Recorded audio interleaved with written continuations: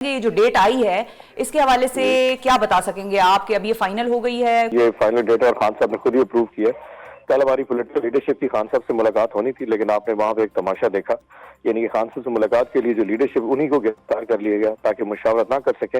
लेकिन मुशावरती अमल पिछले 2 हफ्ते से चल रहा था, डेट का सिर्फ ऐलान होना बाकी था।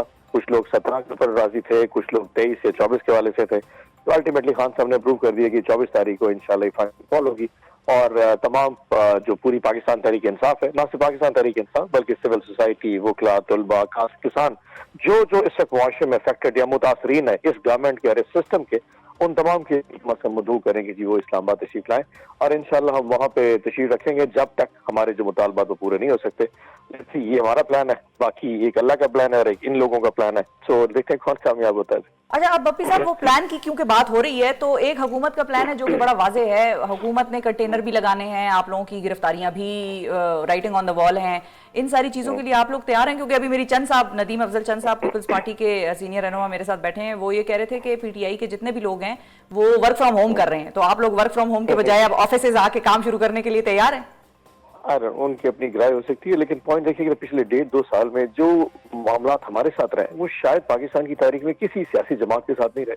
अगर आप उसकी सिर्फ जो कयूद कवायद देखने शुरू कर दें ना, इंटेंसिटी ऑफ द जो अट्रॉसिटीज हमारे पास है उसकी मल्टीप्लिकेशन फैक्टर्स आप डिफाइन ही नहीं कर सकते। खान साहब के ऊपर जो कातलाना हमला हुआ, उनके जो फैमिली, मतलब उनकी बहनों के साथ, उनकी जो बेगम साहब है उनके साथ जो रवैया रखा गया, जो मामला चलते रहे वो पाकिस्तान में, और बाकी हजारों कारकुनों के साथ उनकी चादर चार दीवारी है, उनके घरों माओ बहन बेटे उठाया गया। आप छोड़े एमएनए और सेनेटर्स को उठा लिया गया, और जो एमएनए सेनेटर नहीं माना उसकी बेगम या उसकी बहन को उठा के कि तुम्हारी बहन हमारे पास बैठी है, आओ इस तरमीम में हिस्सा लो।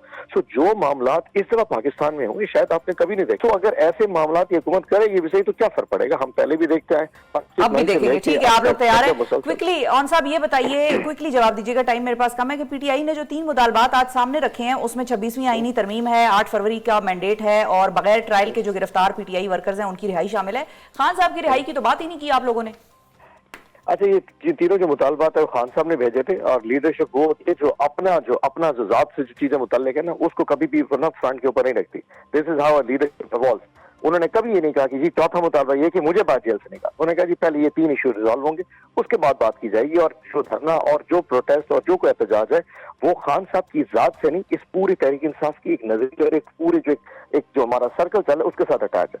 सो अल्हम्दुलिल्लाह आप देखेंगे कि आने वाले दिनों में ये चीजें रिजॉल्व हो जाएंगी।